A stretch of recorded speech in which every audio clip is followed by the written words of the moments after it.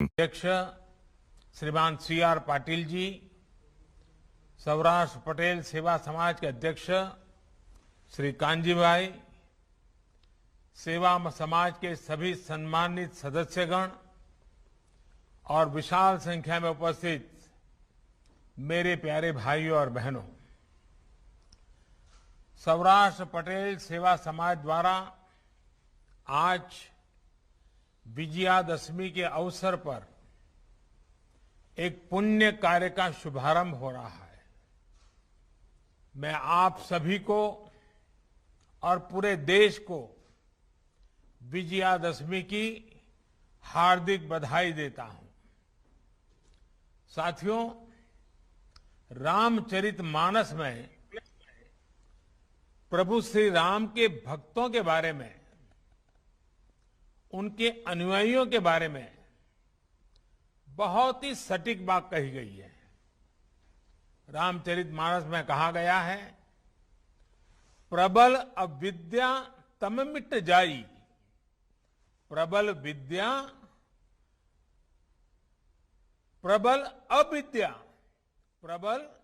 अविद्या तम मिट जाई, हार ही सकल सलभ समुदायी। अर्थात भगवान राम के आशीर्वाद से, उनके अनुसरण से अविद्या, अज्ञान और अंधकार मिट जाते हैं। जो भी नकारात्मक शक्तियां हैं वो हार जाती हैं। और भगवान राम के अनुसरण का अर्थ है मानवता का अनुसरण, ज्ञान का अनुसरण। इसलिए गुजरात की धरती से बापू ने राम राज्य के आदर्शों पर चलने वाले समाज की कल्पना की थी। मुझे खुशी है कि गुजरात के लोग उन मूल्यों को मजबूती से आगे बढ़ा रहे हैं, उन्हें मजबूत कर रहे हैं। सौराष्ट्र पटेल सेवा समाज द्वारा शिक्षा के क्षेत्र में आज की गई ये पहल भी इसी कड़ी का एक हिस्सा है। आज फेज 1 हॉस्टल का भूमि पूजन हुआ है। मुझे बताया गया है कि साल 2024 तक दोनों फेज का काम पूरा कर लिया जाएगा। कितने ही युवाओं को, बेटे बेटियों को आपके इन प्रयासों से एक नई दिशा मिलेगी, उन्हें अपने सपनों को साकार करने का अवसर मिलेगा।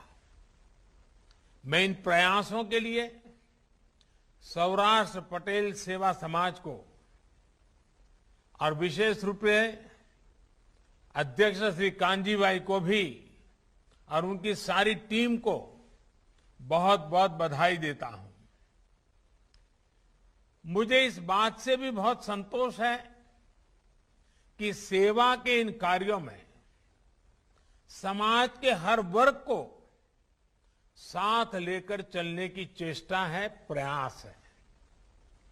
साथियों, जब मैं अलग अलग क्षेत्रों में सेवा के ऐसे कार्यों को देखता हूं तो मुझे गर्व होता है कि गुजरात किस तरह सरदार पटेल की विरासत को आगे बढ़ा रहा है। सरदार साहब ने कहा था और सरदार साहब के वाक्य हमने अपने जीवन में बांध के रखना है। सरदार साहब ने कहा था, जाति और पंथ को हमें रुकावट नहीं बनने देना है। हम सभी भारत के बेटे और बेटियां हैं। हम सभी को अपने देश से प्रेम करना चाहिए। परस्पर स्नेह और सहयोग से अपना भाग्य बनाना चाहिए। हम खुद इसके साक्षी हैं कि सरदार साहब की इन भावनाओं को गुजरात ने किस तरह हमेशा मजबूती दी है। राष्ट्र प्रथम ये सरदार साहब की संतानों का जीवन मंत्र है। आप देश दुनिया में कहीं भी चले जाइए, गुजरात के लोगों में ये जीवन मंत्र आपको हर जगह दिखेगा। भाइयों और बहनों, भारत इस समय अपनी आजादी के 75वें वर्ष में है। ये अमृतकाल हमें नए संकल्पों के साथ ही उन व्यक्तियों को याद करने की भी प्रेरणा देता है जिन्होंने जनचेतना जागृत करने में बड़ी भूमिका निभाई। आज की पीढ़ी को उनके बारे में जानना बहुत ही आवश्यक है। आज गुजरात जिस ऊंचाई पर पहुंचा है, उसके पीछे ऐसे अनेकों लोगों का तप, त्याग और तपस्या रही है। विशेषकर शिक्षा क्षेत्र में ऐसे ऐसे व्यक्तित्व हुए जिन्होंने गुजरात की शिक्षा व्यवस्था को मजबूत करने में बड़ी भूमिका निभाई। हम सब शायद जानते होंगे, उत्तर गुजरात में जिनका जन्म हुआ और आज गुजरात के हर कोने में उनको याद किया जाता है, ऐसे ही एक महापुरुष थे श्री छगन भा। उनका दृढ़ विश्वास था कि शिक्षा ही समाज के सशक्तिकरण का सबसे बड़ा माध्यम है। आप कल्पना कर सकते हैं, आज से 102 साल पहले 1919 में उन्होंने कड़ी में सर्व विद्यालय केळवणी मंडल की स्थापना की थी। ये छगन भा का ये दूरदृष्टि काम था, ये उनकी दृष्टि थी, उनका विजन था, उनका जीवन मंत्र था, कर भला होगा भला। और इसी प्रेरणा से वो आने वाली पीढ़ियों के भविष्य को संवारते रहे। जब 1929 में गांधी जी छगन भाजी के मंडल में आए थे, तो उन्होंने कहा था कि छगन भा बहुत बड़ा सेवा कार्य कर रहे हैं। उन्होंने लोगों से ज्यादा संख्या में अपने बच्चे छगन भा के ट्रस्ट में पढ़ने के लिए भेजने को कहा था। साथियों, देश की आने वाली पीढ़ियों के भविष्य के लिए अपना वर्तमान खपा देने वाले ऐसे ही एक और व्यक्ति का जिक्र मैं जरूर करना चाहूंगा। वो थे भाई काका। भाई काका ने आणंद और खेड़ा के आसपास के इलाके में शिक्षा व्यवस्था को मजबूत करने के लिए बहुत काम किया था। भाई काका स्वयं तो इंजीनियर थे, करियर अच्छा चल रहा था, लेकिन सरदार साहब के एक बार कहने पर उन्होंने नौकरी छोड़ दी और अहमदाबाद म्युनिसिपैलिटी में काम करने आ गए थे। कुछ समय बाद वो चरोतर चले गए थे, जहां उन्होंने आणंद में चरोतर एजुकेशन सोसाइटी का काम संभाला। बाद में वो चरोतर विद्या मंडल से भी जुड़ गए थे। भाई काका ने उस दौर में एक रूरल यूनिवर्सिटी का सपना भी देखा था। एक ऐसी यूनिवर्सिटी जो गांव में हो और जिसके केंद्र में ग्रामीण व्यवस्था के विषय हो। इसी प्रेरणा से उन्होंने सरदार वल्लभ भाई पटेल यूनिवर्सिटी के निर्माण में अहम भूमिका निभाई थी। ऐसे ही भिखाभाई पटेल भी थे, जिन्होंने भाई काका और सरदार पटेल के साथ काम किया था। साथियों, जो लोग गुजरात के बारे में कम जानते हैं, उन्हें मैं आज वल्लभ विद्यानगर के बारे में भी बताना चाहता हूं।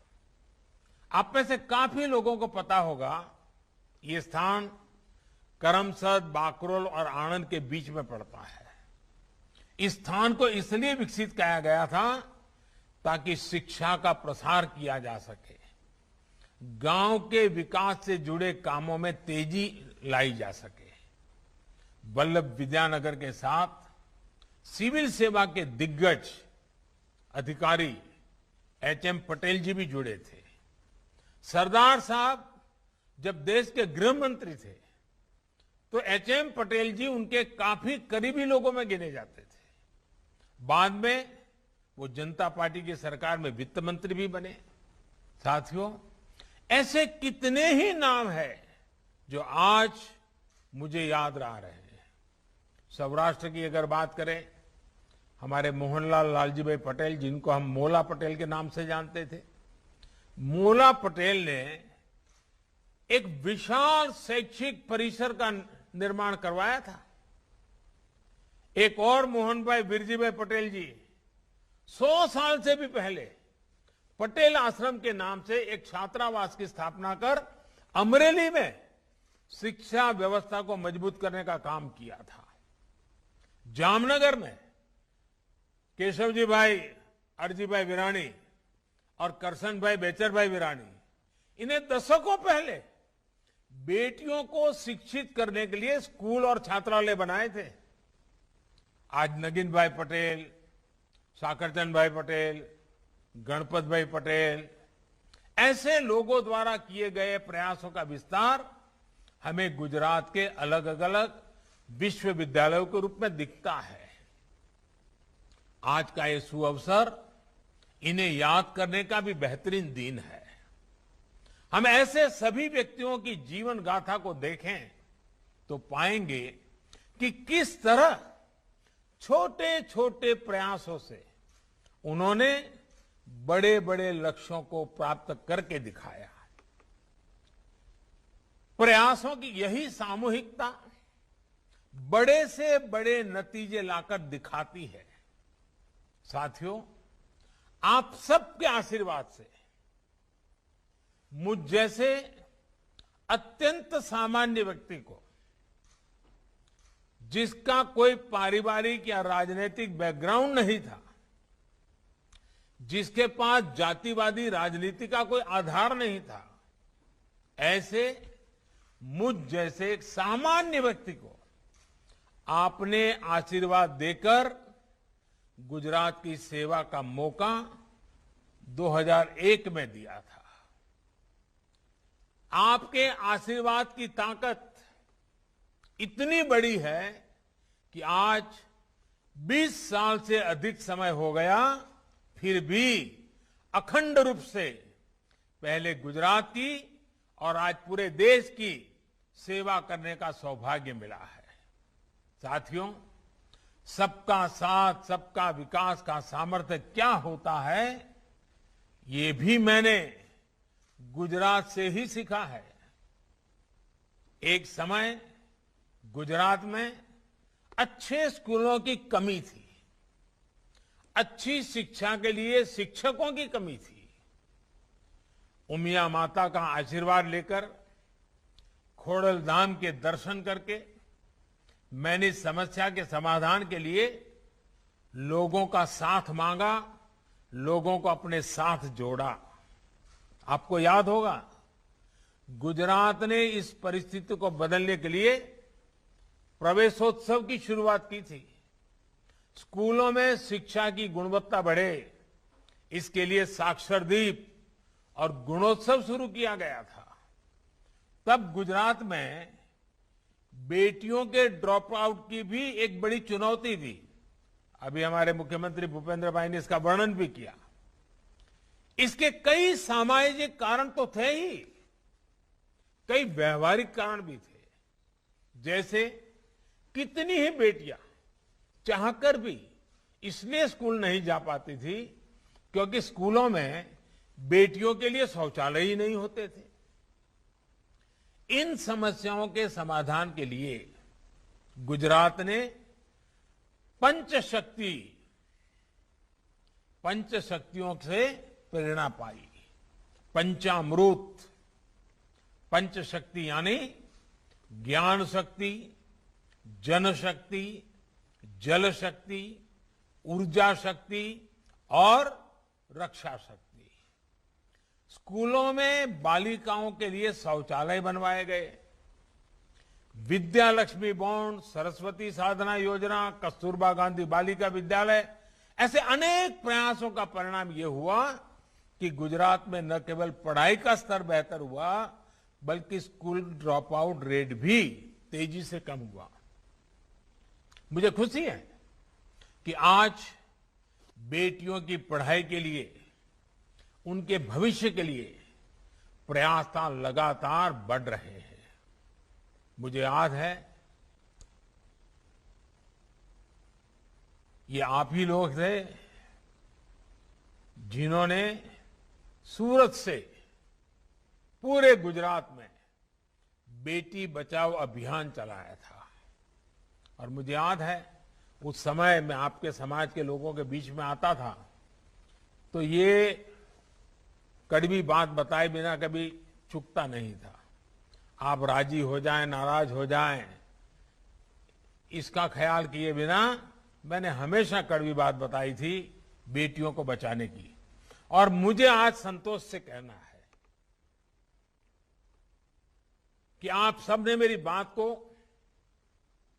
उठा लिया और आपने सूरत से जो यात्रा निकाली थी, पूरे गुजरात में जाकर के, समाज के हर कोने में जाकर के, गुजरात के हर कोने में जाकर के बेटी बचाने के लिए लोगों के शपथ दिलवाए थे। और मुझे भी आपके उस महाप्रयास में आपका साथ जुड़ने का मौका मिला था। बहुत बड़ा प्रयास किया था आप लोगों ने। गुजरात ने रक्षा शक्ति यूनिवर्सिटी, अभी हमारे भूपेंद्र भाई बड़ा विस्तार से यूनिवर्सिटी का वर्णन करते थे, लेकिन मैं भी इसको दोहराना चाहता हूं ताकि जब आज देश के लोग इस कार्यक्रम को देख रहे हैं तो उनको भी पता चले। गुजरात ने इतने कम समय में रक्षा शक्ति यूनिवर्सिटी, दुनिया की पहली forensic science university, law university और दीनदयाल एनर्जी यूनिवर्सिटी, इसके साथ ही दुनिया की पहली children's university, teachers training university, sports university, Kamdhenu university जैसी अनेकों इनोवेटिव शुरुआत करके देश को नया मार्ग दिखाया है। आज इन सारे प्रयासों का लाभ गुजरात की युवा पीढ़ी को मिल रहा है। मैं जानता हूं आप में से अधिकतर को इनके बारे में पता है और अभी भूपेंद्र भाई ने बताया भी है, लेकिन आज मैं ये बातें आपके सामने इसलिए दोहरा रहा हूं क्योंकि जिन प्रयासों में आपने मेरा साथ दिया, आप मेरे साथ कंधे से कंधा मिलाकर के चले, आपने कभी पीछे मुड़कर के देखा नहीं, उससे मिले अनुभव आज देश में बड़े बदलाव ला रहे हैं। साथियों, आज नई राष्ट्रीय शिक्षा नीति के जरिए देश की शिक्षा व्यवस्था को भी आधुनिक बनाया जा रहा है। नई राष्ट्रीय शिक्षा नीति में प्रोफेशनल कोर्सेज की पढ़ाई स्थानीय भाषा में, मातृभाषा में कराए जाने का विकल्प भी दिया गया है। बहुत कम लोगों को समझ आ रहा है कि इसका कितना बड़ा प्रभाव पैदा होने वाला है। गांव का गरीब का बच्चा भी अब अपने सपने साकार कर सकता है। भाषा के कारण उसकी जिंदगी में अब रुकावट नहीं आने वाली है। अब पढ़ाई का मतलब डिग्री तक ही सीमित नहीं है, बल्कि पढ़ाई को स्किल के साथ जोड़ा जा रहा है। देश अपनी पारंपरिक स्किल को भी अब आधुनिक संभावनाओं से जोड़ रहा है। साथियों, स्किल का क्या महत्व होता है, इसे आपसे ज्यादा और कौन समझ सकता है। एक समय आप में से अधिकांश लोग सौराष्ट्र में अपना घर छोड़कर, खेत खलिहान छोड़कर, अपने दोस्त रिश्तेदार छोड़कर हीरा घिसने, हीरा घसू के रूप में सूरत आए थे। एक छोटे से कमरे में 8-8, 10-10 लोग रहा करते थे, लेकिन ये आपकी स्किल ही थी, आपका कौशल ही था, जिसकी वजह से आज आप लोग इतनी ऊंचाई पर पहुंचे हैं। और पांडुरंग शास्त्री जी ने तो आपके लिए कहा था, रत्न कलाकार कहा था। हमारे कान्जी भाई तो स्वयं में एक उदाहरण है। अपनी आयु की परवाह न करते हुए वो पढ़ते ही गए, नया नया कौशल अपने साथ जोड़ते ही चले गए। और शायद आज भी पूछोगे कि कान्जी भाई कोई पढ़ाई वढ़ाई चल रही है क्या, तो हो सकता है कुछ तो पढ़ते ही होंगे। ये बहुत बड़ी बात है जी। साथियों, स्किल और इकोसिस्टम से मिलकर आज नए भारत की नींव रख रहे हैं। स्टार्टअप इंडिया की सफलता हमारे सामने है। आज भारत के स्टार्टअप्स पूरी दुनिया में पहचान बना रहे हैं। हमारे यूनिकॉर्न्स की संख्या अब रिकॉर्ड बना रही है।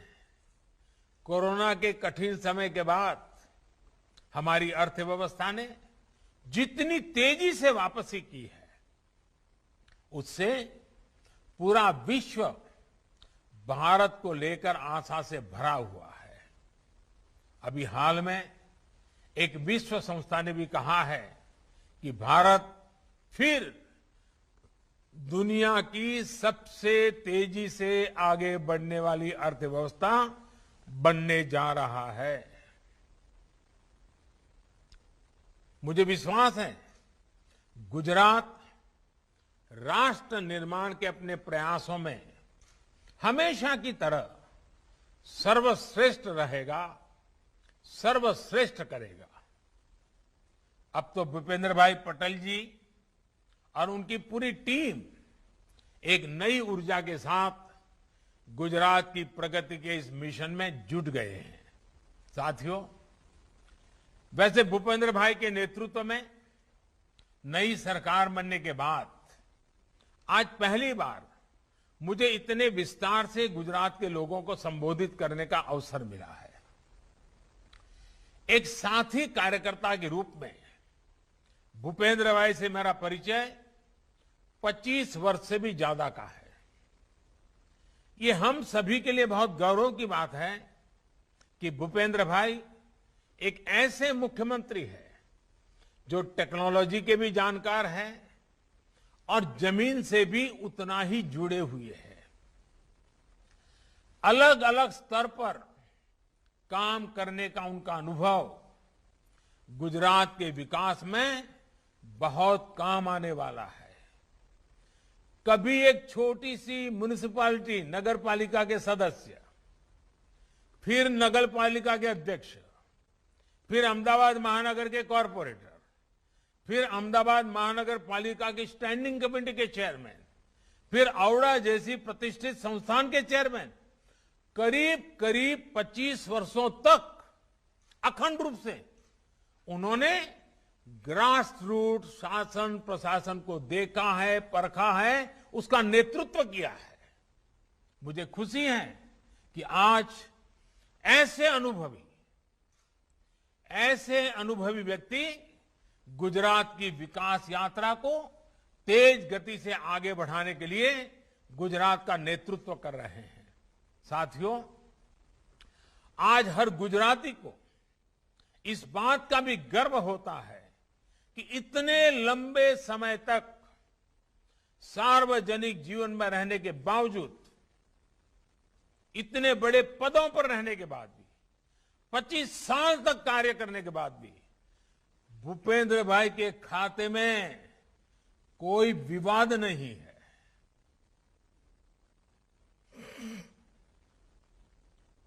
भूपेंद्र भाई बहुत ही कम बोलते हैं, लेकिन कार्य में कभी कोई कमी नहीं आने देते। एक साइलेंस वर्कर की तरह, एक मूक सेवक की तरह काम करना उनकी कार्यशैली का हिस्सा है।